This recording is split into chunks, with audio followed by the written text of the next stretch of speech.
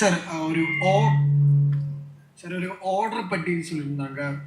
முதல்ல வந்து வாழை, அதுக்கப்புறம் பரியேறும் பெருமாள், அதுக்கப்புறம் அதுக்கு முன்னாடி கர்ணன், பரியேறும் பெருமாள். ஸோ பைசன் எந்த ஆர்டர்ல சார் வரும்? நீங்க ஆர்டர் சொல்லுங்க ஃபர்ஸ்ட். எனக்கு நீங்க எல்லாம் பார்த்தீங்களா? நீங்க ஆர்டர் சொல்லுங்க. சும்மா மாமன்னனுக்கு முன்னாடி வச்சுக்கோங்க. அதான் அது என்ன சொல்றது, நான் மட்டுமே ஆர்டர் பண்ண முடியாது, பார்வையாளர்களும் அதை ஆர்டர் பண்ணால் ரொம்ப சந்தோஷமாக இருக்கும். பைசன் நீங்கள் சொன்ன மாதிரி மாமனுக்கு முன்னாடியும் வரலாம், வாழை கர்ணனுக்கு பின்னாடியும் வரல, மாமனுக்கு முன்னாடி கர்ணனுக்கு பின்னாடியும் வரலாம், வாழைக்கு பின்னாடியும் வரலாம் பைசன். ஓகேங்களா? இப்போ நான் கர்ணனுக்கு பின்னாடி வரதான் நல்லதுன்னு நினைக்கிறேன் நான். Thank you sir. One more sir. Okay sir, இந்த மூவில கிட்டா எதுக்கு சார் அந்த மீல் கம்ப்ளீட் பண்ண விட மாட்டீங்க? எது? சாப்பிடும்போது ரொம்ப ரசிச்சு சாப்பிடுறாங்க, ஆனா அவங்க அந்த மீல் வந்து கம்ப்ளீட் பண்ண முடியல ஒரு சிச்சுவேஷன்ல. சாப்பாடு கண்டினியூ பண்ண முடியலையா? கட் பண்ணிட்டோமா சார்? இந்த ஷார்ட் எல்லாத்தையும் கட் பண்ணிட்டோம். எதுக்கு சார்? ஏதாவது காரணம் இருக்கா? ஓகே, இந்த மாதிரி ஃபர்ஸ்ட் மீட்டில் தான் இந்த மாதிரியான ஒரு மாதிரி ஆச்சரியமான கேள்விகள் எதிர்கொள்ள முடியும். ரொம்ப கேட்டது தெரில, நான் திரும்பி போய் பார்க்கணும். படம் வந்து நான் ஃபஸ்ட் எடிட்டில் வந்து 3:20 அதாவது 3:20 இருந்துச்சு இந்த படம். அப்போ என்னோடய ப்ரொடியூசர்ஸ் டீம் எல்லாம் வந்து கண்டிப்பாக 3:20 தாங்காது, நான் இன்னும் விலாவரியாகவே இந்த படத்தை எடுத்திருந்தேன். நிறைய சீக்வன்ஸ் எனக்கு பிடிச்ச சீக்வன்ஸ் இந்த படத்தில் வரல கொஞ்சம். இப்போ 2:48க்கு மாற்றும் போது நிறைய கட் பண்ணோம். ஓகேங்களா? ஒருவேளை அப்படி கட் பண்ணப்பட்டது தான் அது, ஆனால் அது உங்களுக்கு வேறு மாதிரி மீனிங் கொடுத்துச்சுன்னா அது அந்த கதையோட போக்கும் என்னோட மனிதர்கள் பற்றியான உங்களோட புரிதல், நான் காட்டுற மனிதர்கள் செய்யக்கூடிய செயல்களில் நிச்சயமாக வேற ஒரு ப்ராசஸ் இருக்கும் நீங்கள் நம்புறீங்கல்ல, அது அப்படி இருக்க வாய்ப்பு இருக்குது. நான் இன்னொரு போய் பார்க்கணும். இப்படி சொன்னதுக்கப்புறம் இந்த பாயிண்ட் ஆஃப் வியூ நான் அந்த கட்டை பார்க்கல, அதை பார்த்தேன் அப்படின்னா நான் கண்டிப்பாக நான் ஒன்று கண்டுபிடிச்சி அடுத்த ப்ரெஸ் மீட்டில் ஏதாவது உங்கள் பேர் சொல்லிக்கோங்க, நான் கரெக்டாக சொல்கிறேன் ஆன்சர். எனக்கு கண்டிப்பாக ஆன்சர் தெரில, அது எப்படி கட் பண்ணப்பட்டுன்னு எனக்கு தெரில. ஏன்னா மாண்டேஜஸாக மட்டும் தான் இருக்கும் நினைக்கிறது, மாண்டேஜஸ் தான் ஃபுல்லாகவே இருக்கும். 3 times சாப்பிட்டாங்க, பண்ண முடியல, ஏதாவது ஒரு விஷயம் நடக்குவாங்க. மனத்தி கணேசன் என்கிட்ட சொன்னது என்ன அப்படின்னா, அவர் வந்து என்கிட்ட ஒரு டைம் சொல்லியிருக்காரு, அவருக்கு வந்து சாப்பாடு வந்து ரொம்ப, ஏன்னா சாப்பாடு தான் அவரோட பெரிய சக்தி, எங்கெல்லாம் யார் கூப்பிட்டாலும் நிறைய சாப்பிடுவான்னு சொல்லுவார் என்கிட்ட. அப்போ நான்வெஜ்லாம் அவ்வளோ கிடைக்காது, அதனால் வந்து வீட்டில் கோழி பக்கத்து வீட்டு கோழிலாம் இருந்துச்சுன்னா திருகி போட்டுட்டு அது செத்துருச்சுன்னு சொல்லி அதை அடித்து சாப்பிட்ற பழக்கம்லாம் அப்படி இருந்துச்சுன்னு சொல்லுவார். ஆனால் என்ன பிரச்சனைனா, அவர் சாப்பிட்டுட்டு இருக்கும்போதே ஏதாவது கூப்பிட்டுருவாங்க, நான் கிளம்பிடுவேன் அப்படிலாம் சொல்லியிருக்காரு என்கிட்ட. பட் இந்த இஷ்யூ வந்து அப்படி பண்ணது இல்லை. இந்த கதையோட போக்கிலேயே கிட்டான்ட்ட வந்து ஒரு ஒரு முடிவு அவனால் சூஸ் பண்ண முடியாத, அவனால் நினச்சதை ஒன்று கம்ப்ளீட் பண்ண முடியாத ஒரு சூழல் இருந்துக்கிட்டே இருக்கும், கதையின் போக்கில். அது எல்லாமே அந்த டைமில் நடக்கக்கூடியதாகவே இருந்துச்சு எனக்கு. நான் பிளான் பண்ணி பண்ணது இந்த கந்தசாமியை அட்டாக் பண்ண வருவாங்கல்ல, அங்கே மட்டும்தான் அதை சாப்பிட்டுட்டு இருக்கும்போதே அது பாதியில் நிற்கணும் அப்படின்னு சொல்லி அந்த சீன் பண்ணது. மற்ற எல்லாத்துலேயும் அது தானாக அமைஞ்சிருக்குன்னு நினைக்கிறேன். நான் செக் பண்ணி பார்க்குறேன். தேங்க்யூ.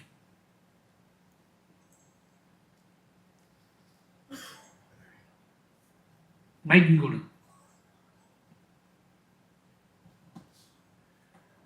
கேளுங்க சார். இந்த மூவிக்குள்ள த்ருவ் வேணும் இல்லை த்ருவ் இது நடிக்கணும்னு தோணுது இந்த சிச்சுவேஷன் எப்போதான்? ஐ மீன் இந்த கேரக்டருக்கு த்ருவ் மட்டும் தான் வேணும்னு தோணுதா? துரு வேணும்னு இந்த ஸ்கிரிப்ட் இல்லை. நல்லா சினிமா பேஷனாக எடுத்துக்கிட்டு முழுசாக என்னை நம்பி என் கூடவே ட்ராவல் பண்ணக்கூடிய ஒரு ஆர்டிஸ்ட் தேவை எனக்கு. இந்த ஸ்கிரிப்ட் பண்ணால் அப்படி ஒரு ஆர்டிஸ்ட் தேவை. அவருக்கு வந்து சினிமாவுக்கு இவ்வளோ போதும், ஒரு சினிமாவுக்காக இவ்வளோ பண்ணணுமா, 2.5 மணி நேரம் படம் பார்க்க போகிறாங்க, நம்ம பார்க்குற படங்கள் எல்லாரும் கஷ்டப்பட்ட படம் நடிக்கிறாங்க, அது பயங்கரமாக ஓடுது, கொண்டாடுறாங்க, நம்ம மட்டும் ஏன் உழைக்கணும் அப்படின்னு நினைக்காத ஒரு ஹீரோ இருந்தால் பெட்டர்னு நினச்சேன் நான். அப்படியான ஹீரோ யார் இருக்கான்னு பார்த்து தேடிட்டு இருக்கும்போது வந்து அப்போ துருவுக்கு ஒரு பெரிய என்ன சொல்கிறது, சினிமாவுக்குள்ள வேற ஒன்றா வெளிப்படணும், வேற ஒரு பெரிய விஷயத்தை அடையணும் அப்படிங்கிற வெறியில் ஆசைலாம் இருந்துச்சு. அப்போ எம்மேலோ பெரிய நம்பிக்கை இருந்துச்சு.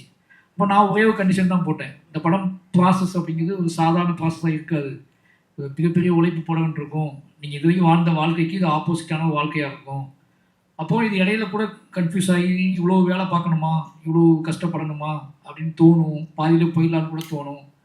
அது எப்பவுமே முடிவு பண்ணிக்கோங்க. இதெல்லாம் மீறி தான் நம்ம படத்தை பண்ணணும். படம் பண்ணிட்டு இருக்கும்போதே என் மேலே உங்களுக்கு விருப்பம் வரலாம், உங்கள் மேலே எனக்கு விருப்பம் வரலாம். ஏன் அப்படின்னா எனக்கு இன்னும் பத்தாதுன்னு தோணும், உங்களுக்கு இதுவே பத்தாதான்னு தோணும். இப்படி நிறைய விஷயங்கள் இருக்குல்ல. இது எல்லா கிளாரிட்டியும் கொடுத்துட்டு தான் நம்ம ஷூட் பண்ணேன்னா ஒரு 2 இயர்ஸ் ப்ராசஸ். நான் மாமன்னன் போயிட்டேன், இந்த கதையை சொல்லிட்டு நான் வந்து மாமன்னன் போயிட்டேன், வாழை போயிட்டேன்.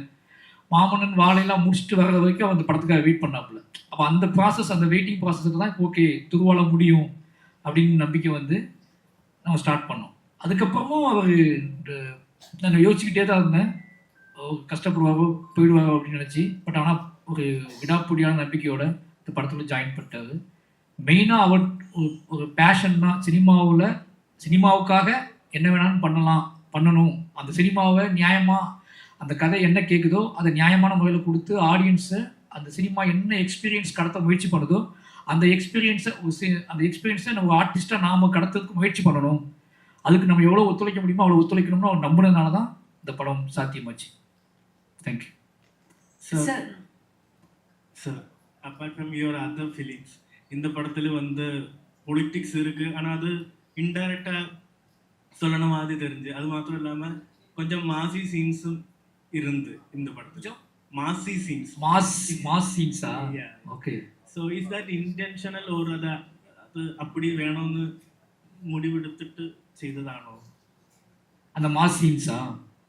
மொத்தம் அந்த பொலிட்டிக்ஸும் இன்டைரக்டாக சொல்கிறது இல்லை, அப்படி இல்லை. அந்த மாதிரி ஒரு வாழ்க்கை முறை இருக்குல்லங்க.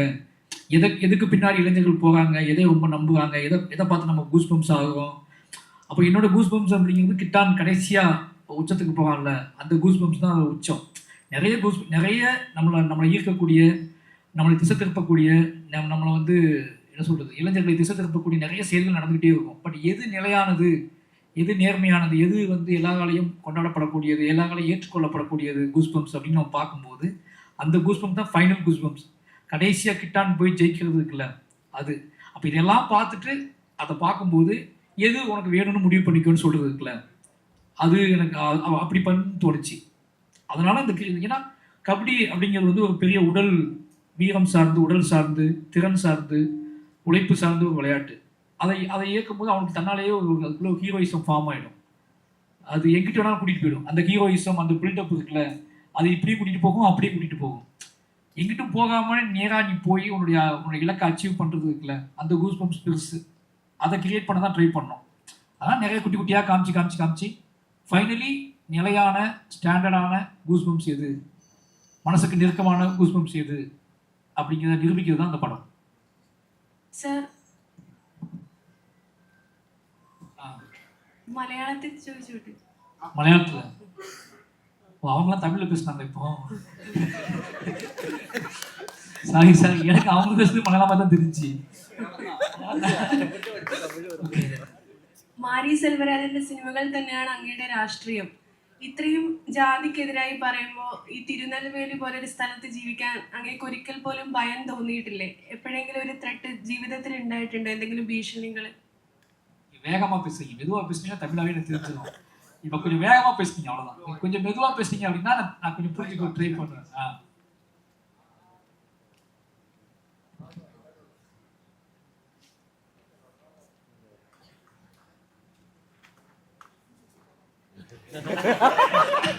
அது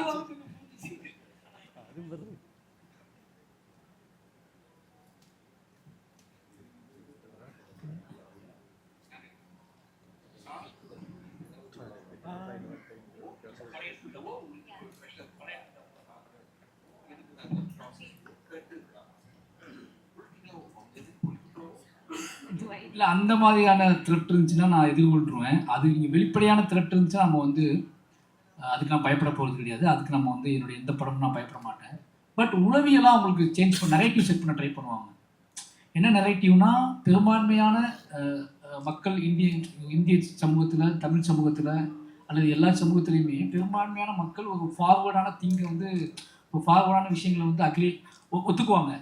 ஆனால் இன்னொரு நெகட்டிவ் செட் பண்ண ட்ரை பண்ணுவாங்க. கம்மியான மக்கள் வந்து இந்த படத்தை வந்து அவாய்ட் பண்ணுறாங்க, இந்த படம் வந்து இப்படி செட் பண்ணுது அப்படின்னு அந்த நெகட்டிவ் இருக்குல்ல, அதை மீடியா ஃபோக்கஸ் பண்ணுவாங்க. ஆப்போசிட் நெகட்டிவை வந்து மீடியா ஃபோக்கஸ் பண்ணும்போது ரொம்ப அப்பவும் மன உளைச்சலாகும். அதாவது இவ்வளோ பேர் கொண்டாடுறாங்க, அதை பற்றி அந்த ஷேரிங்கை பற்றி மீடியா பேசினா அதை பற்றி நம்ம நல்லா பேசலாமேன்னு தோணும் நமக்கு. ஒரு ரொம்ப எமோஷ்னலாக இருக்கும். ஆனால் எதை நம்ம காது கேட்கக்கூடாதுன்னு நினைப்போமோ அதை மீடியா கொண்டு வந்து நம்ம முன்னாடி நிப்பாட்டி, அங்கே ஒருத்தர் அப்படி சொன்னாரு, அது உங்களை பாதிச்சிச்சா, இங்கே ஒருத்தர் சொன்னாரு, அதுக்கு உங்கள் பதில் என்ன, என் கண்ணு முன்னாடி 50 பேர் பாராட்டிகிட்டு இருப்பாங்க, அதை விட்டுருவாங்க.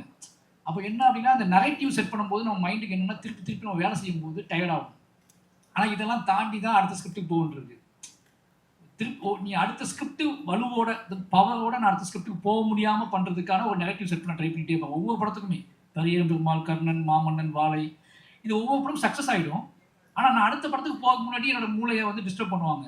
நீ அடுத்த படம் பார்த்துடு, ஐயோ நீ இதை வந்து அது என் ஃபேமிலி, என்னோடய ஃப்ரெண்ட்ஸு, இவங்க எல்லாருமே என்ன சொல்கிற மாதிரியான ஒரு நெகட்டிவாக மாறும். அது அடுத்த படம் மாதிரி ரிலாக்ஸாக பண்ணேன், இவ்வளோ கான்ட்ரவர்சி வேணுமா, இவ்வளோ விஷயம் வேணுமா, எல்லோரும் ஜாலியாக இருக்காங்கல்ல, ஜாலியாக படம் பண்ணேன், இது பண்ணேன்.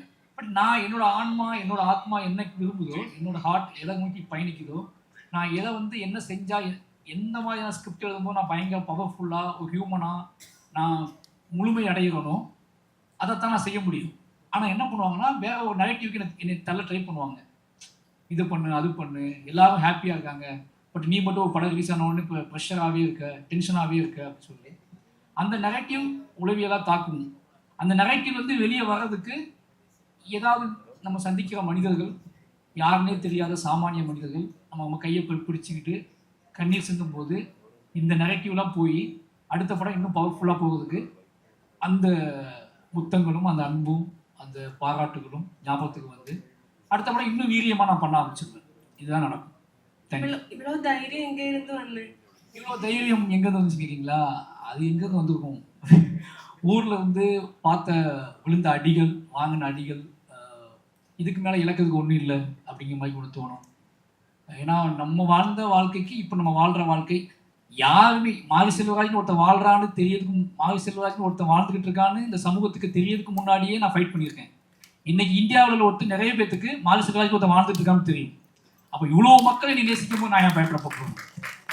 அதனால இப்போ இன்னும் ஸ்ட்ராங்காக மாறிட்டேன். Thank you sir. ഒരു ക്വസ്റ്റ്യൻ കൂടി சொல்லுவோம்.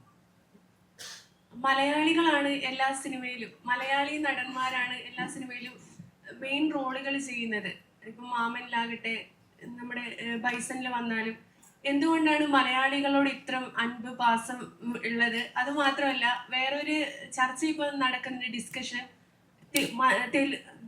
തമിഴിൽ സിനിമ ചെയ്യുമ്പോൾ തമിഴ് നടിമാർക്ക് പ്രാധാന്യം കൊടുക്കുന്നില്ല, മലയാളത്തിൽ നിന്നോ തെലുങ്കിൽ നിന്നോ ഹിന്ദിയിൽ നിന്നോ അതർ ലാംഗ്വേജിൽ നിന്നാണ് കാസ്റ്റ് ചെയ്യുന്നത് ആക്ട്രസിനെ. അപ്പോൾ അതിന് രണ്ടിനെ കുറിച്ചും സാറിനൊന്ന് പറയാൻ പറ്റും?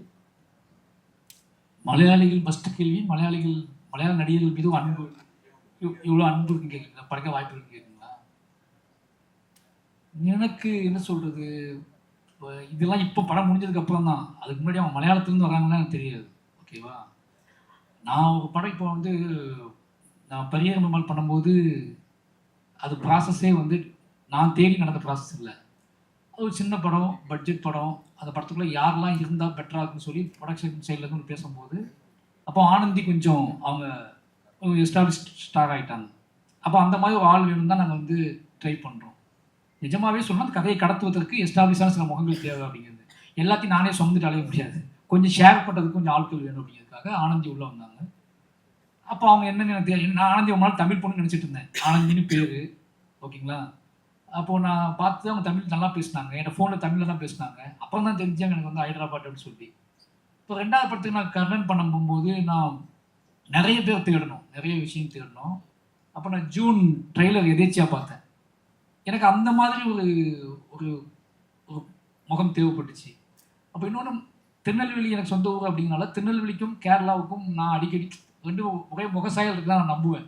இது ஒரு விஷயம். அப்போ ஆக்டிங் ப்ராசஸில் வந்து நமக்கு வந்து எப்போவுமே வந்து நான் நிறைய பேரை எங்கள் கிராமத்து மக்கள் நிறைய பேர் நடிக்கிறாங்க. அதுக்குள்ளே ஆட் பண்ணுறதுக்கு ப்ரொடக்ஷன் சைட்லேருந்து வேல்யூஸ் கிரியேட் பண்ணுறதுக்கு நம்ம ஒன்று செட் பண்ணுறோம். அப்படி தான் அவங்க உள்ளே வராங்க. அதே மாதிரி தான் கிடாரி நிக்கிலாமல் வந்து நான் வந்து கிடாரின்னு ஒரு படம் பார்க்குறேன். அந்த படத்தில் எனக்கு அவங்க திருநெல்வேலி படம் அது, அவங்க திருநெல்வேலி சார்ந்த, அதாவது தென் மாவட்டம் சவுத் தமிழ்நாடு சார்ந்த ஒரு படம். அதில் அப்படியே ஆப்டாக இருந்தாங்க. அப்போ இவங்க கூட ஒரு படம் ஒர்க் பண்ணலாம் அப்படின்னு தோணுச்சு எனக்கு. இவங்களோட பெர்ஃபார்மன்ஸ் பிடிச்சிதான். ஆர்ட் ஃபார்மில் நான் வேலை செய்கிறேன், ஓகேங்களா. நான் வந்து முழுக்க நீங்கள் எல்லா கேள்வியும் என்கிட்டே கேட்கக்கூடாது. நான் ஒரு ஆர்ட் ஃபார்மில் வேலை செய்கிறேன். நான் நிறைய உலக சினிமா பார்க்குறேன், நிறைய இந்தியன் சினிமா பார்க்குறேன், நிறைய நாவல்கள் படிக்கிறேன். அதில் தென்படக்கூடிய முகங்கள் வந்து அவங்க கூட சேர்ந்து வேலை செய்யணும்னு ஆசைப்பட்றேன். அப்போ பொதுவாக இது யாரை வேணாலும் இருக்கலாம். இவங்க கூட தான் வேலை செய்யணும்லாம் இல்லை. நம்ம பார்க்குற படங்கள் வழியாக இப்போ பசுபதி சார் இருக்காரு. பசுபதி சார் நான் வந்து தமிழர்களுக்காக சூஸ் பண்ணல. நான் பார்த்த படங்கள்ல அவர் பிரமிப்பு ஏற்படுத்தியிருந்தார் எனக்கு. நான் பார்த்த படங்கள் இந்த படம் வந்து இவர் பண்ணால் இந்த கதையை இவர் பண்ணால் தான் பெட்டர் ஆகும்னு நினச்சேன் நான். அதேமாதிரி ஃபகத் பாசில் வந்து நான் மலையாளிக்காக சூஸ் பண்ணல. அந்த ரத்னவேல் கேரக்டருக்கு, அந்த ரத்னவேல் கேரக்டருக்கு பக்கா தமிழர் போட்டுக்கலாமே நிறைய பேர் சொன்னாங்க. பக்கா தமிழராக ஒருத்தர் போட்டுக்கலாமே நிறைய பேர் என்ன சொன்னாங்க. ஆனால் எனக்கு அந்த ஃபகத் பாசில் நான் பார்த்து இந்த கேரக்டர் இவர் தான் பண்ணணும்னு தோணுச்சு எனக்கு. இப்படி நான் பார்க்குற முகங்கள் எனக்கு ஒரு தாக்கத்தை ஏற்படுத்துது இல்லை. அப்படி தான் சூஸ் பண்ணேன். ஹீரோ ஹீரோயின் அப்படிலாம் சூஸ் பண்ணேன் நான். இவங்க தான் வேணும் அவங்க தான் வேணும்னு சொல்லலை. ஏதாவது ஒரு படத்தில் நான் பார்த்துருப்பேன், அவங்க எனக்கு தாக்கத்தை ஏற்படுத்தியிருப்பாங்க. எப்படி நான் என்னோட படங்கள் பார்த்து என்னோட நடிகர்களுக்கு வந்து மாரி செல்வராஜ் படத்தில் நடிக்கணும்னு ஆசை வருதோ, அதே மாதிரி ஆக்டர்ஸ் படங்களை பார்த்து இவங்க கூட ஒரு படம் ஒர்க் பண்ண நல்லா இருக்குமே நமக்கு தோணுது. இது ரொம்ப மியூச்சுவலான ஒரு பாயிண்ட் ஆஃப் வியூ தான் இது. அதுக்குள்ளே நீங்கள் அதுக்கப்புறம் யோசிக்கும் போது, ஒரு லாங் ப்ராசஸ் யோசிக்கும் போது இவங்க தானே இருக்காங்க இவங்களாம் இல்லைன்னு நீங்கள் கேட்கும்போது அது புரியுது எனக்கு. இப்போ புரியுது எனக்கு, பட் தெரியல. ஆனால் ஆர்ட் ஃபார்மில் இயங்கும்போது உங்களோட ஆர்ட் ஃபார்மை ஸ்ட்ராங்காக மாற்றுறதுக்கு யார் பயன்படுறாங்களோ அவங்க எப்படியாவது அவங்கள நான் வந்து பேசி புரிய வச்சு, அது அவங்க வெளிநாட்டில் கூட இருக்கலாம், ஒரு இங்கிலீஷ் நடிகராக கூட இருக்கலாம், நம்ம கூட்டிகிட்டு வந்து இவங்க வந்தால் நல்லா இருக்குமே தோணுச்சுன்னா போய் ட்ரை பண்ணி பார்க்குறது தான். இப்போ மாமன்னன் வடிவேல் சார் வந்து பயங்கர காமெடி ரோல் தான் பண்ணிட்டு இருக்காரு. நான் அந்த கதைக்கு வடிவேல் சார் சொல்லும் போது யாருமே நம்பலை, என்னோட டீம் நம்பலை, அவர் ஒத்துக்க மாட்டான்னு சொன்னார். நான் பல நாள் போய் உட்காந்து பேசி அவருக்கு புரிய வச்சு, நீங்கள் பண்ணால் தான் இந்த படம் பண்ணுவேன்னு சொல்லி, வடிவேல் சார் பண்ணாலும் நான் மாமன்னன் பண்ணியிருக்கவே மாட்டேன், நான் வேறு கதை பண்ணியிருப்பேன். எனக்கு அப்படி ஒரு ஆள் தேவைப்பட்டாங்க. அப்படி நடிகர்கள் எல்லாருமே ஏதோ ஒரு தாக்கத்தை ஏற்படுத்தினாங்க தான். அவங்க யார் என்னன்னு எனக்கு தெரியாது, ஓகேங்களா. எனக்கு எல்லாமே ஹியூமன். அவங்க எங்கே இருந்தாலும் சரி அவங்க நடிக்க வைப்பேன். இன்னும் நீங்கள் சொல்கிற மாதிரி நடிகர்கள் இல்லாமல் தமிழ் முகங்கள் நடிக்க வைக்கணும் அப்படின்னு ஆசைப்பட்டேன் அப்படின்னா நான் ட்ரை பண்ணிகிட்டே இருப்பேன். என்னையால் நான் பணம் போட்டு நான் ஓன் ப்ராசஸ் பண்ணும்போது ரொம்ப ரியலான சில விஷயங்கள் பண்ணணும்னு ஆசை. நிறைய திறமையான நடிகர்கள் கொண்டு வர முடியுமான்னு கேட்டால் கொண்டு வர ட்ரை பண்ணுவேன், முயற்சி பண்ணுவேன். எனக்கு வருங்காலத்தில் வாய்ப்பு கிடைக்காம இருக்க நிறைய பேரை உள்ளே கொண்டு வரதுக்கு முயற்சி பண்ணுவேன். Thank you. Rajisha, hi. Hi hi. Rajisha, ചില കഥാപാത്രങ്ങൾ നമ്മളെ തേടി വരും, ചില കഥാപാത്രങ്ങൾ നമ്മൾ തേടി പോകണം. അപ്പം മാരി സുരേന്ദ്രന്റെ പടം എന്ന് പറയുമ്പോൾ അതിലെ കഥാപാത്രങ്ങൾക്ക് എല്ലാവരും എത്രത്തോളം ഡെപ്ത് ഉണ്ട്, അല്ലെങ്കിൽ എത്രത്തോളം ഡെപ്തിലേക്ക് അവർ ചെയ്യുക, എന്തായിരിക്കും അവർ പെർഫോമൻസിന്റെ ലെവലിൽ കാണാൻ എല്ലാവരും എക്സൈറ്റഡ് ആയിരിക്കും. ഇപ്പൊ രജീഷ ഇത് കാസ്റ്റിലൂടെ പറയുമ്പോൾ നമ്മൾ ട്രെയിലർ കാണുമ്പോൾ എങ്ങനെയായിരിക്കും വരാൻ ആളുകൾ എക്സൈറ്റഡ് ആയിരുന്നു. തിയേറ്ററിൽ ഗംഭീര പെർഫോമൻസ് ആയിരുന്നു.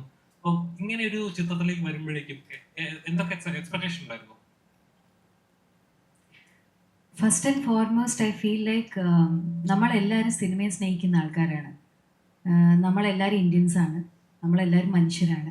നമുക്ക് കേരളം, തമിഴ്നാട്, മലയാളം, തെലുഗു, കന്നഡ, തമിഴ്, ഹിന്ദി എന്നൊന്നുമില്ല. എവിടെ നന്നായിട്ട് അഭിനയിക്കാൻ സാധിക്കുമോ, എവിടെ നല്ലൊരു സിനിമ കിട്ടുമോ, എവിടെ നല്ലൊരു കഥാപാത്രം കിട്ടുമോ അപ്പോൾ ഓടി ചെന്ന് പോയി അഭിനയിക്കുക എന്നുള്ളതാണ്. ഞാൻ ഭയങ്കര ഫോർച്ചുനേറ്റ് ആണ്. മാരി സാറിനെ പോലെയുള്ള ഒരു വിഷണറി, ഒരു ബ്രില്യൻ ഡയറക്ടർ. അദ്ദേഹം വീണ്ടും എന്നെ വിളിച്ചു. രണ്ടാമത് ആദ്യം ചെയ്തതിനേക്കാൾ കൂടുതൽ ഡെപ്തും ഡിഫറെൻറ്റും ആയിട്ടുള്ളൊരു കഥാപാത്രം എന്നെ ഏൽപ്പിച്ചു എന്ന് പറഞ്ഞത് ഞാൻ ഭയങ്കര ഹാപ്പിയായിരുന്നു. സത്യം പറഞ്ഞാൽ എൻ്റെ ലൈഫിൽ ആദ്യമായിട്ടാണ് ഞാനൊരു നറേഷൻ പോലും ഇല്ലാതെ ഞാൻ ഒരു സിനിമ കമ്മിറ്റ് ചെയ്തത്. എനിക്ക് ബൈസിൻ്റെ കഥ എന്താണെന്നോ എൻ്റെ കഥാപാത്രം എന്താണെന്നോ ഒരു ഐഡിയ ഇല്ലായിരുന്നു. ഷൂട്ടിന് 2 ദിവസം മുന്നെയാണ് കഥ എന്താണ് എന്ന് ഞാൻ അറിയണത്. അപ്പം നമ്മൾ അവിടെ പോയി ഒരു വർക്ക്ഷോപ്പ് അറ്റൻഡ് ചെയ്ത് നമ്മൾ അവിടെ തന്നെ താമസിച്ച് അവിടെയുള്ള ആൾക്കാരുടെ കൂടെ പഴകി. നമ്മളാരും മേക്കപ്പ് ഒന്നും ഇട്ടിട്ടില്ല, ഞാനാണെങ്കിലും ധ്രുവാണെങ്കിലും അനുഭവം. നമ്മളൊക്കെ അവിടെ പോയി നിന്ന് ആ പണിയൊക്കെ ചെയ്ത് എന്നാലേ നമുക്ക് ഈ മേക്കപ്പ് ഒട്ടും പൊട്ടിയടിച്ച് ക്യാമറയുടെ മുന്നിൽ വന്ന് അഭിനയിക്കുന്നതല്ല.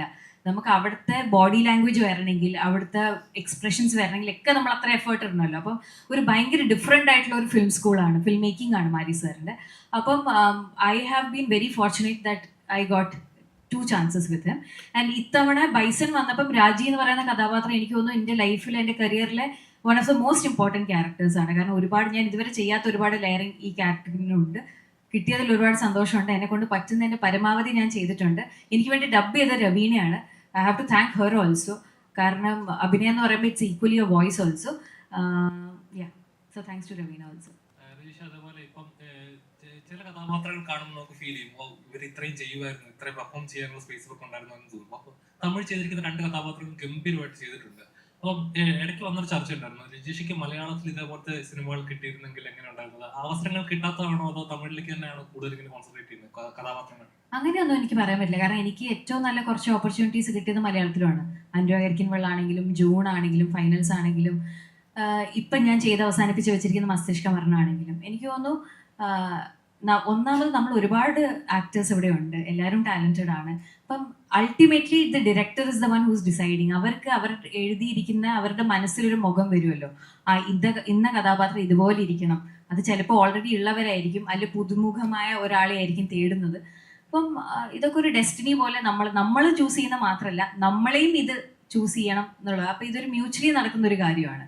അപ്പം എനിക്ക് തമിഴിലാണ് കൂടുതൽ നല്ല കഥാപാത്രങ്ങൾ കിട്ടിയ മലയാളത്തിലാണെന്നൊന്നും എനിക്ക് പറയാൻ പറ്റില്ല. ഞാൻ അങ്ങനെ ഒരു ഡിഫറൻഷിയേറ്റ് ചെയ്ത് സത്യം പറയാൻ ഞാൻ കാണുന്നില്ല. ഓ ഇന്ന ഇൻഡസ്ട്രിയിൽ ഞാൻ ഇത്രയും സിനിമ ചെയ്യണം, ആ ഇൻഡസ്ട്രിയിൽ പോയിട്ട് ഇത്രയും സിനിമ, മരിക്കുന്നിടത്തോളം സിനിമ ചെയ്യണം. എവിടെയൊക്കെ നല്ല സിനിമ കിട്ടും, എവിടെയൊക്കെ നല്ല കഥാപാത്രം കിട്ടും, അതൊക്കെ ചെയ്യണം എന്നാണ് എൻ്റെ ആഗ്രഹം. Dhruv sir, when we talk about body, your father is a godlike person in that. So இந்த படத்துல உங்களுக்கும் அப்படி ஒரு டிரான்ஸ்ஃபர்மேஷன் இருக்கு. How was that? And Vikram sir ஏதாவது டிப்ஸ் சொல்லி പറഞ്ഞു தந்துட்டோம் பாடி டிரான்ஸ்ஃபர்மேஷன்? இல்லை, இந்த கேரக்டருக்கு என்ன தேவையோ அது நான் பண்ண முயற்சி பண்ணேன். அண்ட் அங்கே இருக்கிற பசங்க அவங்களோட பில்டு எப்படி இருக்கும், அவங்க என்ன மாதிரி ஒர்க் அவுட்லாம் பண்ணுவாங்கலாம் பார்த்து அது ரொம்ப இயல்பாக செஞ்ச ஒரு விஷயம்தான். அது கான்ஷியஸாக நம்ம ட்ரான்ஸ்ஃபார்ம் ஆகணும்னு யோசிக்காமல் எப்படி இயல்பாக ஒரு கபடி பிளேயராக மாறணும்னு நினச்சிட்டு தான் பண்ண விஷயம் அது. ഒരു കിട്ടനோட ஸ்போர்ட்ஸ் ஜேர்னியும் உங்களோட சினிமா ஜேர்னியும் ரொம்ப சிமிலாரிட்டிஸ் இருக்கு. எல்லாருக்கும் தெரியும் கிட்ட ரொம்ப பொட்டன்ஷியல் இருக்கு, ஆனால் அவன் லிஸ்ட்டுக்குள்ள வரல. உங்களோட சினிமாட்டிக் ஜேர்னியோட ஆரம்பத்துலேயுமே எல்லாருக்கும் தெரியும் உங்களுக்கு பொட்டன்ஷியல் இருக்கு, ஆனால் அது அவ்வளோ ஈஸியாக அமையலை. எப்பாவது நாம தான் கிட்டதான் நாம அந்த மாதிரி ஒரு அனாலஜி உங்களுக்கு ஃபீல் ஆயிருக்கா? அழகான கேள்வி, தேங்க்யூ ஸோ மச். அந்த மாதிரி நான் யோசிச்சது இல்லை. ஆனால் நீங்கள் சொல்லும் போது எஸ், மேபி அந்த மாதிரி ஒரு ஆங்கிள் இருக்குது. எப்போவுமே இந்த மாதிரி ஒரு கேரக்டர் அவனோட கனவுக்காகவும் அவன் லட்சியத்துக்காகவும் அவன் போராடும் போது ஒரு ஆக்டராக நம்ம அந்த மாதிரி ஒரு கேரக்டர் நம்ம பண்ணும்போது அது ஒரு செம்ம விஷயம். ஆக்சுவலாக நான் வெரி ஹாப்பி உங்களுக்கு அந்த மாதிரி ஒரு சிமிலாரிட்டி தெரிஞ்சுதுன்னா ரொம்ப சந்தோஷம். தேங்க்யூ. இந்த டைனிங் டேபிள் சீக்வன்ஸ் இருக்குல்ல, இங்கே எனக்கு இது பழகிடுச்சுன்னு சொல்லியே அழுவீங்கல்ல, அப்போது நீங்கள் அழுதுட்டு பேசும்போது அப்படியே காஸ்ப் எடுத்து வந்து ஒரு புக்கில் என் மூட்டி இவ்வளோ மில்லிமீட்டர் தான் இருக்கணும், இதுதான் சாப்பிடணும். இப்போ ஐப்படத்துல எல்லாம் ஒரு எக் ஒயிட் மட்டும் சாப்பிட்டு சார் ஒரு டே மொத்தம் போயிருக்குன்னெல்லாம். நீங்களும் அவங்ககிட்ட இந்த பெர்ஃபெக்ஷனிஸ்ட் கிட்ட ஒரு காம்படிஷன் இருக்கா? காம்படிஷன் வச்சு அந்த மாதிரிலாம் ஜாலி. அவர் ஒரு போஸ்ட் போட்டிருந்தாங்க 8 அடியா இல்லை 16 அடியா பெருசுன்னு சொல்லி. அதை பார்க்கும்போது எப்படி ஃபீல் ஆச்சு? ஹாப்பியாக இருந்துச்சு. ஒரு சரியில்லான ஒரு ஃபீலிங் இல்லையா, அவர் வந்து அந்த மாதிரி ப்ரௌடாக ஃபீல் பண்ணுறது. சரி, എക്സ്ക്യൂസ് മീ രജിഷ, ഒരു ആർട്ടിസ്റ്റ് എന്ന നിലയിൽ ഏത് രീതിയിലുള്ള സിനിമകളും ചെയ്യണം, ഒരു ഭാഷ ഒരു ഹിൻഡ്രൻസ് അല്ല എന്ന് പറഞ്ഞിരുന്നല്ലോ. അപ്പം കോവർട്ടി ചെയ്ത് അത് ഓസ്കാർ നോമിനേഷൻസിന് സെലക്ഷൻ കിട്ടി. അപ്പം ഇതിൻ്റെ റിസൾട്ടാണോ, അത്തരം ഒരു സെലക്ഷൻ്റെ റിസൾട്ടാണോ? ഞാൻ ഭയങ്കര ഹാപ്പിയാണ്. കോവർട്ടി പോലെയുള്ള ഒരു ഷോർട്ട് ഫിലിം എനിക്ക് ചെയ്യാൻ പറ്റിയതും അതിന് അങ്ങനെ ഒരു റീച്ച് കിട്ടി എന്നുള്ളത്. ലിജോ സാറാണ് അതിന് മെൻറ്ററായിട്ടുണ്ടായിരുന്ന റോബിൻ. എനിക്ക് തോന്നുന്നു ബേസിക്കലി ഒരു ആക്ടർ, ഒരു ഫിലിം മേക്കർ, ഒരു ഫിലിം സ്റ്റുഡൻറ്റ് എന്നുള്ള നിലയ്ക്ക് റിയലി ഡസ് നോട്ട് മാറ്റർ നമ്മൾ ഏത് ഭാഷയിലാണ് ചെയ്യുന്നത് എന്നുള്ളത്. നമ്മൾ അൾട്ടിമേറ്റ്ലി സെല്ലുലോയിഡിന് വേണ്ടി ക്രിയേറ്റ് ചെയ്യുന്ന മാജിക്കാണ്. So it's just about being a part of that magic. അപ്പം അതെനിക്ക് എവിടെ നല്ല ഓപ്പർച്യൂണിറ്റി കിട്ടണേ ദൈവമേ എന്നാണ് എല്ലാ ദിവസമുള്ള പ്രാർത്ഥന. അപ്പം അതെവിടെ കിട്ടിയാലും അത് ഓടിപ്പോവുക ചെയ്യുക എന്നുള്ളതാണ്. ഭയങ്കര സന്തോഷമുണ്ട് കോവർട്ടി ഇങ്ങനെ സെലക്റ്റഡ് ആയി എന്നുള്ളതിൽ എനിക്ക്. നിങ്ങളുടെ ഇൻ്റർവ്യൂസ് ഭയങ്കര ആൾക്കാർ എൻജോയ് ചെയ്യുന്നുണ്ട്. ദ വേ യു ടോക്ക് അല്ലെങ്കിൽ ജോളിயாக இருக்கிற மாதிரி സോ ഒരു റൊമാൻറ്റിക് കോമഡി സിനിമ ആക്ച്വലി കുറേ പേര് കമൻറ്റ് ചെയ്തിട്ടുണ്ടായിരുന്നു. And we are hearing one romantic സിനിമ is coming with a big director. അപ്പോൾ ആ റൂമേഴ്സും ഉണ്ടോ? இல்லை அந்த மாதிரி கன்ஃபார்மாக எந்த ஆப்பர்ச்சுனிட்டி ஒன்றும் வரல. அந்த மாதிரி படங்கள் பண்ண ஆசையாக தான் இருக்குது. நீங்கள் ஜோலி பர்சனா?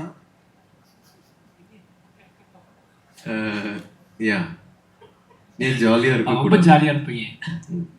எப்படி இந்த இந்தியன் சீன் எல்லாம் ஷூட் பண்ணும்போது மாரி சார் கூட அந்த ஜோலி மேட்ச் பண்ணுறது? இல்லை நீங்கள் சாரோட நீங்கள் ஒர்க் பண்ணும்போது சார் ஆக்சுவலாக அவர் பண்ணுற படங்கள் எல்லாமே வந்து அவர்கிட்ட இருக்கிற இன்டென்ஷன் நீங்கள் புரிஞ்சு உள்ளே போகும்போது உங்களுக்கு ஆட்டோமேட்டிக்காக அந்த எனர்ஜி வந்துடும். ப்ளஸ் சார் வந்து ஸ்பாட்டில் பயங்கர இன்டென்ஸாக எனர்ஜியாக இருப்பார். ஸோ நம்ம வந்து அங்கே ஜாலியாக இருந்தோம்னா வேலைக்கு ஆகாது. நம்ம வந்து கொஞ்சம் சீரியஸாக அவருக்கு என்ன தேவையோ நம்ம கொடுக்கணும் இல்லையா? ஸோ அதனால நம்ம கொஞ்சம் மாற வேண்டியதாக இருக்குது கேமராக்காக. மாரி சார் அமீர் சாரை நடிக்க வச்சது எப்படி? சார் நடிக்க வச்சது அப்படின்னா இல்லை அந்த கேரக்டர் நான் முடிவு பண்ணும்போது இது அமீர் சார் தான் பண்ணணும் அப்படின்னு முடிவு பண்ணிட்டேன். அதுக்கு உங்களுக்கு காரணம் படம் பார்த்தவங்களுக்கு கொஞ்சம் புரிஞ்சுக்கணும்னு நினைக்கிறேன். நான் மைண்டில் வச்சிருந்த ஒரு கேரக்டர் அதோட முகமாக வலுவாக அமீர் சார் தெரிஞ்சது, அதான் முக்கிய காரணம். அமீர் சாருக்காக ரொம்ப வெயிட் பண்ணோம் நாங்கள் இந்த படத்தில். அவர் மட்டும் தான் ரொம்ப லேட்டாக தாமதமாக வந்தார். வருவாரா வரமாட்டாருன்னு கூட சின்ன டவுட்லாம் இருந்துச்சு எனக்கு. ஆனாலும் அவருக்காக நாங்கள் வெயிட் பண்ணி மொத்த ஷூட்லேயுமே க்ரீன் மேட்லாம் வச்சு ஷூட் பண்ணி அவரை ஆட் பண்ணி தான் உள்ள கொண்டு வந்தோம். இப்போ ஃபைனலி தான் அவர் வந்து ஆட் ஆனார். எனக்கு என்ன அப்படின்னா அதான் சொல்லுவேன், எப்பவும் சொல்லுவேன், அவர்கிட்ட அவரோட உடல் மொழியில் பாடி லாங்குவேஜில் ஒரு திமிர் இருக்கும். அந்த திமிருக்குள்ள சின்ன ஒரு நேர்மையும் இருக்கும். இது ரெண்டையும் நம்ம வந்து இந்த கேரக்டருக்கு எனக்கு தேவை. இந்த கேரக்டர் நீ இப்படியும் பார்க்கலாம் அப்படியும் பார்க்கலாம். அதாவது என்னென்னா இந்த கேரக்டர் பாசிட்டிவாகவும் பார்க்கலாம் நெகட்டிவாகவும் பார்க்கலாம். ஆனால் அந்த கேரக்டர் உங்களுக்கு நீ வீட்டுக்கு போகும்போது அந்த கேரக்டர் உங்க கூட வந்து யோசிக்க வச்சுக்கிட்டே வரணும். அப்படி இந்த படத்தில் யூஸ் பண்ண எல்லா கேரக்டர்ஸுமே எனக்கு என்னென்னா யாரையும் நம்ம வந்து என்ன சொல்கிறது, இந்த கேரக்டருக்கு இதுதான் அப்படின்னு நான் இந்த கேரக்டரோட இலக்கு இது, இந்த கேரக்டர் இப்படி டிசைன் பண்ண, இந்த கேரக்டரோட வாழ்க்கை இதுதான் நான் சொல்ல முடியல என்னால். ஏன்னா இது நிஜ வாழ்க்கையும் சம்மந்தப்பட்டிருக்கிறதுனால எந்த கேரக்டருக்குமே ஃபைனல் டிசிஷன் என்னால் கொடுக்க முடியல. நான் ஒன்று காட்டுறேன், நான் பார்த்த மனுஷங்க ஒன்று காட்டுறேன். ஆடியன்ஸை வந்து அது என்ன தோணுதோ அவங்களுக்கு அந்த ஒவ்வொரு கேரக்டரை பற்றி என்ன மதிப்பீடு என்ன மதிக்கிறாங்களோ அதை அவங்க முடிவு பண்ணிக்கிட்டோம் அப்படின்னு பண்ணது அந்த படம். என்னோட டிசிஷன் பெருசாக அந்த கேரக்டர்ஸ்குள்ளே இல்லை. என்னோட டிசிஷன் இருந்த ஒரே கேரக்டர் கிட்டான். ஓகே, நான் கிட்டான் கேரக்டர் மட்டும்தான் என்னோட ஓன் டிசிஷன் வச்சுருந்தேன். அந்த கேரக்டர் எப்படி மூவ் ஆகணும், அந்த கேரக்டர் ஆடியன்ஸ் எப்படி எடுத்துக்கணும், அவனோட கனவு எப்படி இருக்கணும், இது எல்லாத்தையும் என்னோட ஏன்னா கிட்டானுக்குள்ளே நானும் இருக்கேன் அப்படிங்கிறனால என்னால் டிசிஷன் பண்ண முடிஞ்சிச்சு. ஆனால் மற்ற கேரக்டருக்குள்ளே என்னால் டிசிஷன் பண்ண முடியல. ஆனாலும் எனக்கு தெரிஞ்ச அளவுக்கு அவங்களை காட்டுவோம், எனக்கு தெரிஞ்ச ஒரு டீட்டெயில் வச்சு தகவலை வச்சு காட்டுவோம். அது மக்கள் என்னவா எடுத்துக்கிறாங்களோ எடுத்துக்கிட்டோம் அப்படிங்கிறது தான் என்னோட பிளான். அதனால் அந்த காட்டப்பட்ட கேரக்டர்ஸ்க்கு ஃபைனல் டிசிஷனாக அதுதான் நான் சொல்ல வரல. அது வேற வேறு லேயர்ஸை கிரியேட் பண்ணுதுன்னா அது கிரியேட் பண்ண தான் செய்யும். ஓகேங்களா? அது முழுமையான அந்த கேரக்டர்ஸ் கூட முழுமையாக நான் காட்டலை. இதான் உண்மை, ஃபேக்ட். எனக்கு எவ்வளோ காட்ட முடியுமோ, எனக்கு எவ்வளோ தெரியுமோ அவ்வளோ காட்டியிருக்கேன்.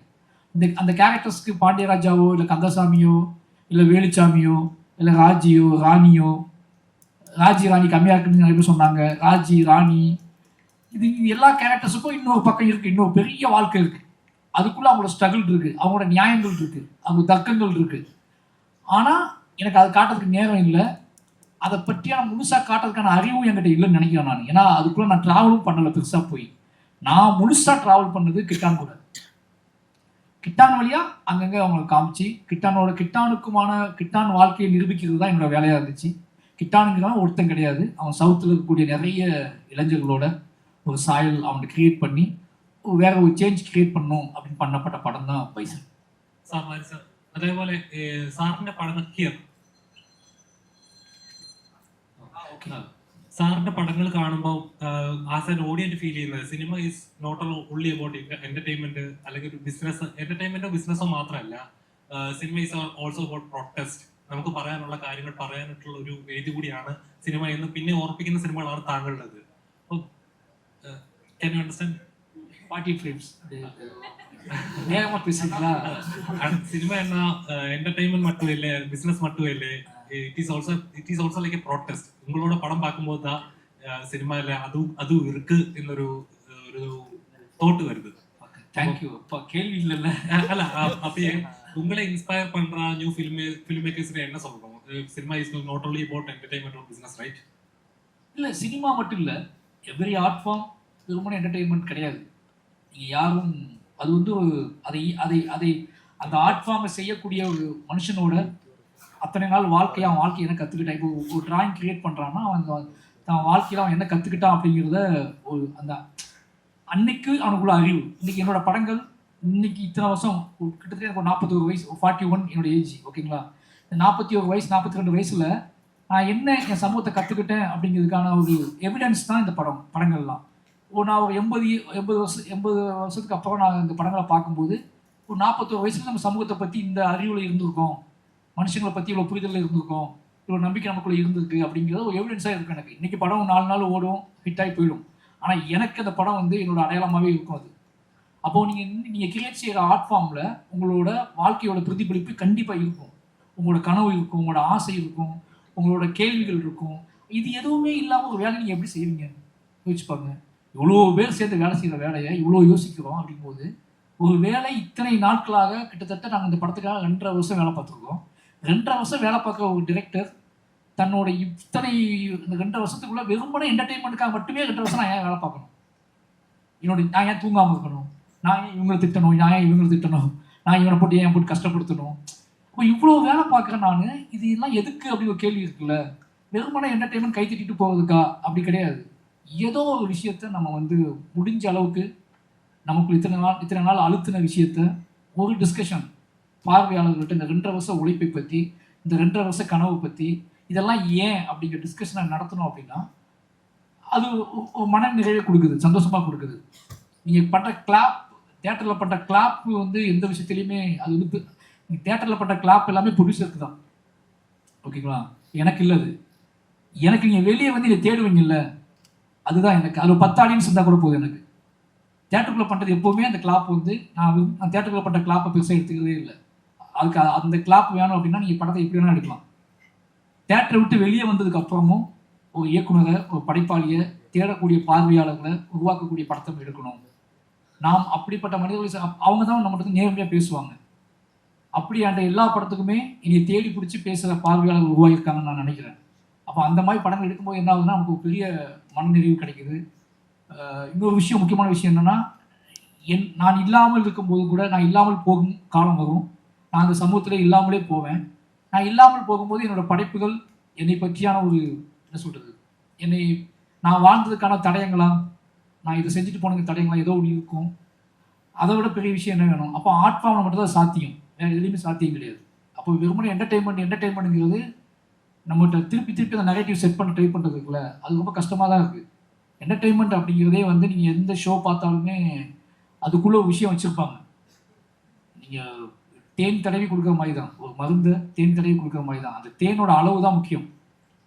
நானும் என்டர்டெயின்மெண்ட் பண்ணுறதுக்காக கமர்ஷியல் ஃபேக்ட் கிரியேட் பண்ணுறோம், அதுக்கு தான் ஆர்டிஸ்ட் சூஸ் பண்ணுறோம், அதுக்கு தான் மியூசிக் கிரியேட் பண்ணுறோம். ஏன்னா மியூசிக்லாம் பண்ணுறதே என்டர்டெயின்மெண்ட்டுக்கு தான். அந்த சவுண்டு, கூஸ் பம்ப்ஸு, இது எல்லாமே என்டர்டெயின்மெண்ட்டுக்கு தான். பட் அதோட அளவு மீட்டர்னு ஒன்று இருக்குது. அது அல்லது திகட்டுற மாதிரி அல்லது கன்ஃபியூஸ் பண்ணுற மாதிரி, அது ஆடியன்ஸை வந்து யோசிக்கவே வைக்க விடாமல் ஆடியன்ஸை வந்து ஒரு விரும்பின தன்னிலை மறந்த போதை மனநிலைக்கு கொண்டு போகிற மாதிரி என்டர்டெயின்மெண்ட் நான் அவாய்ட் பண்ணுறேன். അതേപോലെ സാർ ഇപ്പൊ ഈ സാറിന്റെ എല്ലാ സിനിമകളിലും ആനിമൽസിനെ വെച്ചിട്ടുള്ള ഒരു പൊളിറ്റിക്സ് ഉണ്ട്. ഇപ്പം ഈ ഡോഗ് ആയാലും മാമനിലെ പിഗ് ആയാലും ഇപ്പൊ ഇതില് കാലമാടൻ, അതൊക്കെ എന്ന ഇൻസ്പിറേഷൻ എല്ലാ മനുഷ്യരെയും ഓരോ ഹീറോയ്ക്കും ഓരോ ആനിമൽ എന്ന ലെവലിലേക്ക് എന്താണ് தெரியும் எனக்கு.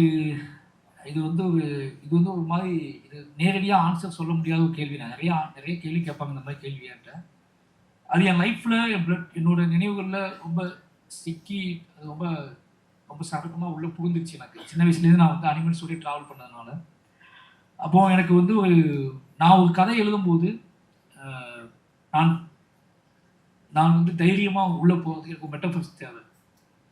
எனக்கு மெட்டஃபர்ஸ் கிடைக்காத ஒரு திரைக்கதையை என்னால் எழுத முடியாது. ஏன்னு கேட்டிங்கன்னா, நான் இந்த சமூகத்தில் இருக்கக்கூடிய நேரடியான ஒரு சாட்சியமாக நான் இருக்கேன், நேரடியான எவிடன்ஸாக நான் இருக்கேன். என்னோட படங்கள் ஒரு நேரடியான எவிடன்ஸாக மாறுது. அப்போ நான் என்னைய வந்து அவங்க நேரடியான விரோதியாவோ நேரடியான சாட்சியாவோ பார்க்குறத நான் விரும்பலை.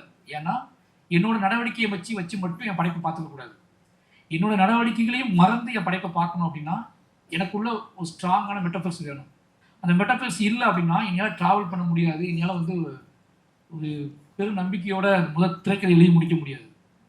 அந்த மெட்டஃபர்ஸ் கிடைக்க வரைக்கும் நான் வெயிட் பண்ணுவேன். கதை எப்போவோ ரெடி ஆகிடும், திரைக்கதையும் கிட்டத்தட்ட மைண்டுக்குள்ளே ரெடி ஆகிடும்.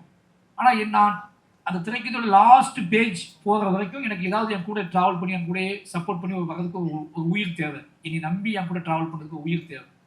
அப்படியே ஒரு உயிராக தான் அந்த என்னோட படங்களுக்குள்ள இருக்க அனிமல்ஸ் வந்து நான் அதுங்க கூடயே ட்ராவல் பண்ணி அப்போ அதுங்கக்கிட்ட அந்த அந்த அனிமல்ஸ் கிட்ட அந்த அந்த மெட்டபர்ஸ் கிடச்சதுக்கப்புறம் அந்த உருவத்தோட இப்போ வந்து ஒன்றுமே இல்லை. காலமாடன் கிடச்ச உடனே நான் வந்து அந்த அந்த ஆடு ஒன்றே போதுமானதாக இருந்துச்சு.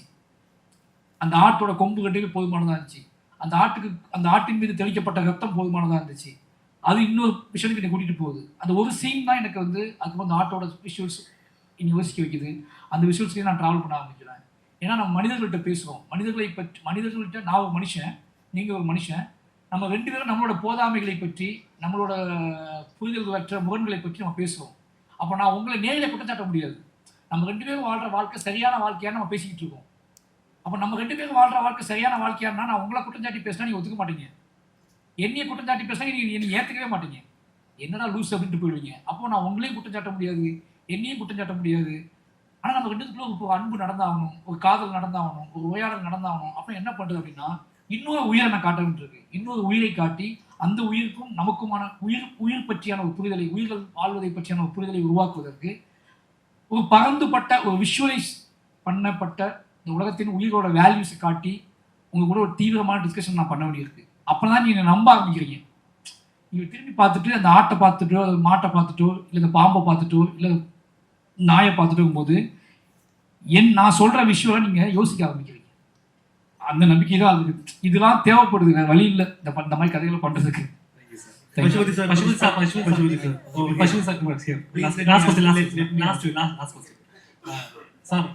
സാർ ഇപ്പോൾ വിക്രം സാറിന്റെ കൂടെയും അഭിനയിച്ചിട്ടുണ്ട്, ധ്രുവിന്റെ കൂടെ അഭിനയിച്ചിട്ടുണ്ട്. വിക്രം സാറിന്റെ കൂടെയും അഭിനയിച്ചിട്ടുണ്ട്, ധ്രുവിന്റെ കൂടെ അഭിനയിച്ചിട്ടുണ്ട്. രണ്ടുപേരും 2 എക്സ്ട്രീം ആയിരിക്കുമല്ലോ. അപ്പം ആ ഒരു കോമ്പിനേഷനിലൊക്കെ ഉണ്ടായിരുന്നു സാറിനോടെ. அப்படிலாம் யோசிக்கவே தேவையில்லை. நம்ம அது அவர் ஒரு பர்சனாலிட்டி, இவர் ஒரு பர்சனாலிட்டி, அவர் ஒரு ஆக்டர், இவர் ஒரு ஆக்டர். அவர் என்ன விக்ரமாவா நடிக்க போறாரு இல்லை, இவர் துருவாவை நடிக்க போறாரு இல்லை, அந்த பாத்திரமா நடிக்க போறாங்க. அதுக்கு தான் நம்ம ரியாக்ட் பண்ண போறோம். பர்சனலாக கேட்டிங்கன்னா அது வேற. பட் இந்த சீன், இந்த ஃபில்ம் அது வந்து எனக்கு வந்து கிட்டானதான் நான் பார்ப்பேன். நான் துருவனே கூட மாட்டேன், கிட்டா இங்கே வா அப்படிதான் கூப்பிடுவேன். அங்கே அந்த படத்துலேயும் அப்படி தான் பிஹேவ் பண்ணுவோம். அப்படி பிஹேவ் பண்ணும்போது தான் அந்த ரிலேஷன்ஷிப் இந்த ஃபில்ம் அது வந்து டெவலப் ஆகும். அப்படிதான் நான் பார்க்குறேன். நான் இவங்களோட பண்ணது இப்படி இருந்தது அப்படிங்கிறதெல்லாம் நான் யோசிக்கிறதே இல்லை. அது என் வேலையும் இல்லை. அந்த மொமெண்ட்ல அந்த கேரக்டர், அந்த ஃபில்மில் அந்த கேரக்டர் என்ன பண்ணுது, நான் அதுக்கு எப்படி சப்போர்ட் பண்ணுவோம், அது என்ன எப்படி சப்போர்ட் பண்ணும், அந்த அட்மாஸ்பியருக்குள்ள அந்த கதைக்குள்ள நாங்கள் எவ்வளோ ட்ராவல் பண்ணுறோம் அப்படிங்கிறதான் நான் அந்த மொமெண்ட்ல யோசிப்பேன். அதுவும் சிறப்பு, இதுவும் சிறப்பு. Sir hello sir. സാർ ഇപ്പോൾ നമ്മുടെ എല്ലാ ഫിലിംസിലും പല ഇപ്പോൾ സെൻസർ ബോർഡിൻ്റെ ഇഷ്യൂസ് വന്നുകൊണ്ടിരിക്കുകയാണ്.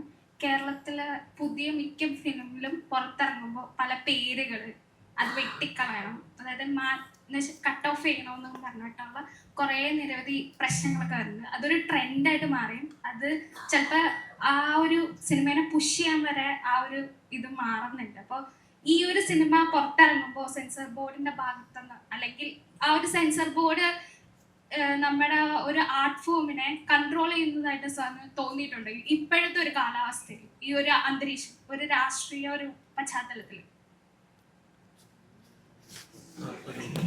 சென்சார் போர்டை பற்றி ஒரு கேட்குறீங்கன்னு தெரியுது.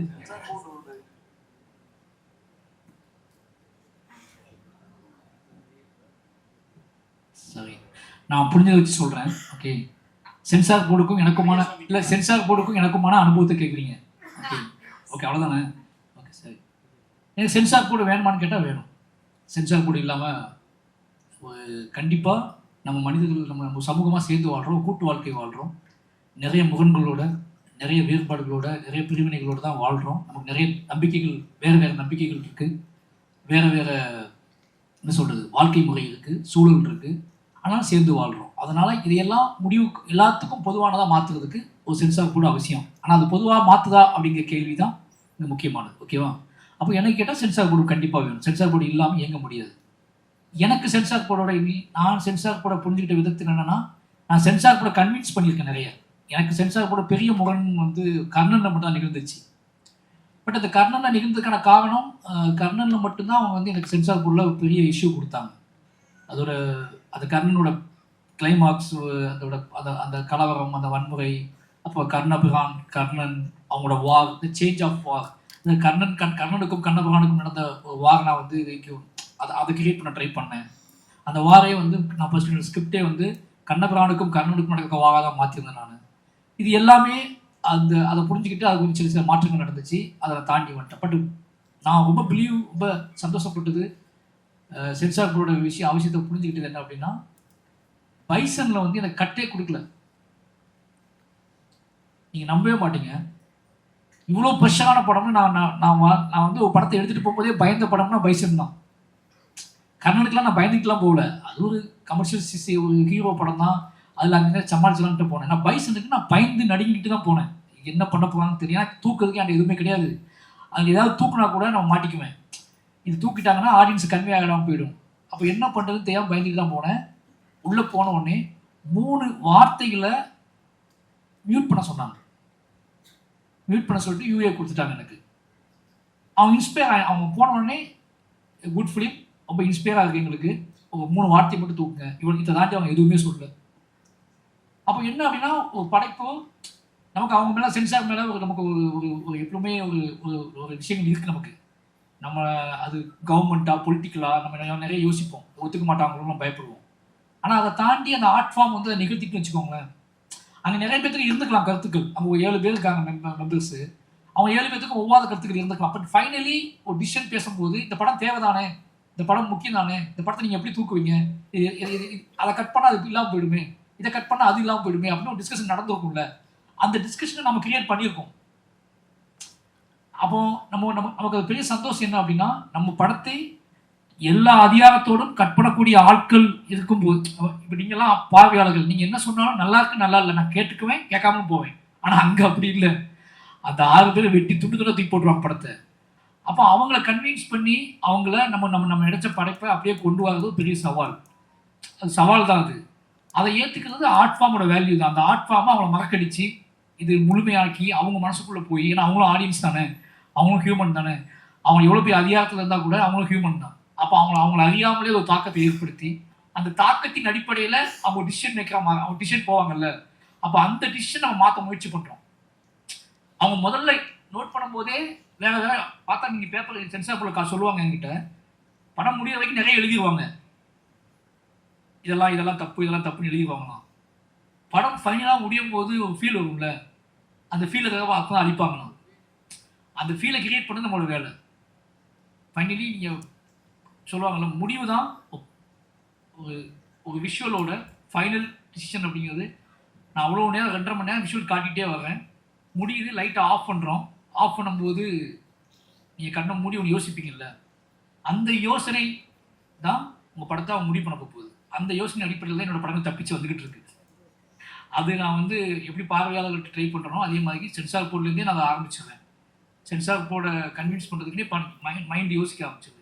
உங்களை சென்சார் போர்டை நம்ம ஃபைட் பண்ணலாம்னு படம் எடுக்க முடியாது. நமக்கு நோக்கம் இந்த கருத்து போய் சேரணும், இந்த விஷுவல் போய் சேரணும், இந்த கண்டென்ட் போய் சேரணும், ஆடியன்ஸ் டிஸ்கஸ் பண்ணிக்கிட்டோம். ஒருவேளை கன்வின்ஸி அது வந்து வேகமாக எடுக்க ஆசைப்பட்டு அது எடுக்க முடியல அப்படின்னா இன்னொரு ஆப்ஷன் கண்டுபிடிக்கிறதும் வேலை, இன்னொரு வழியை கண்டுபிடிச்சி அதை ஆடியன்ஸ் கடத்தணும், அவ்வளோதான். அதனால் வந்து சென்சார் போர்டுக்கு பயப்படணும்லாம் അവசிയം ഇല്ല. കേരളത്തിൽ ലോട്ട് ഓഫ് മൂവീസിനെ ഇപ്പോൾ സെൻസർ ബോർഡിൻ്റെ ഒരുപാട് പ്രശ്നങ്ങൾ നടക്കുന്നുണ്ട്. ആ ബേസിലാണ് ഞാൻ സാറിനോട് ഈ ഒരു ക്വസ്റ്റ്യൻ ചോദിച്ചത്. അത് കേരളത്തിലെ ഒട്ടുമിക്ക സിനിമകളിലും ഇപ്പോൾ സെൻസർ ബോർഡ് പല വേർഡുകളും മ്യൂട്ട് ചെയ്യാൻ പറഞ്ഞ് വരുന്നുണ്ട്. അപ്പൊ ആ ഒരു ബേസിൽ ബൈസൺ എന്ന് പറഞ്ഞൊരു മൂവി എടുത്തപ്പോൾ സാറിന് അങ്ങനെ ഒരു എക്സ്പീരിയൻസ് ഉണ്ടായോ എന്ന് അറിയാൻ വേണ്ടിയിട്ടായിരുന്നു ക്വസ്റ്റ്യൻ ചോദിച്ചത്. ക്വസ്റ്റ്യൻ കഴിഞ്ഞു. അടുത്ത ആൾക്ക് സാർ.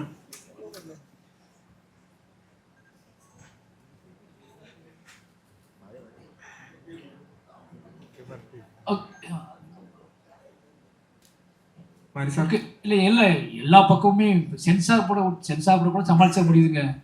ரிவ்யூஸ் தான் சமாளிக்க முடியல. நீங்கள் அது சென்சார் போட்டு நம்மளை நேரடியாக உட்காந்து நம்மளை பேசுவாங்க, நம்ம ஆர்கியூ பண்ணி வாங்க முடியுது. ஆனால் அந்த யூடியூப் ரிவ்யூஸ் கிட்ட வாங்க அப்படி சொல்லவே முடியாது. அப்படி ஆர்கியூமெண்ட்டே கிடையாது. நான் ரொம்ப நாள் ஆசைப்பட்டுக்கிட்டே இருக்கேன், தமிழ் சினிமாவில் கேட்கலான்னு இருக்கேன். யூடியூப் ரிவ்யூஸ் எல்லாத்தையுமே வந்து நேரடியான உங்கள் கேள்விகளை வாக்குவாதமாக நாங்களே வந்து நேரம் வரோம். ஏன்னா நீங்கள் ஓப்பனாக அவங்களோட விஷயம்னா பேசிடுறாங்க. அதுக்கு பதில் சொல்லி நமக்கு ஒரு பிளாட்ஃபார்மே கிடைக்கிறது இல்லை. அவங்க லாஜிக் கேள்வி கேட்குறாங்க, அந்த கேள்வி கேட்குறாங்க, எல்லாத்துக்கும் பதில் இருக்குது. பதில் இல்லாமல் அங்கே எந்த டேரக்டருமே இல்லாமல் இல்லை. ஆனால் அந்த ஸ்பேஸ் கிடைக்க மாட்டேங்குது இல்லை. அந்த சென்சார் போர்டை விட இதுதான் ரொம்ப சென்சார் போர்டு அப்படிங்கிறது வந்து நீங்கள் நினைக்கிற மாதிரி அது ஒரு அதிகாரம் தான்.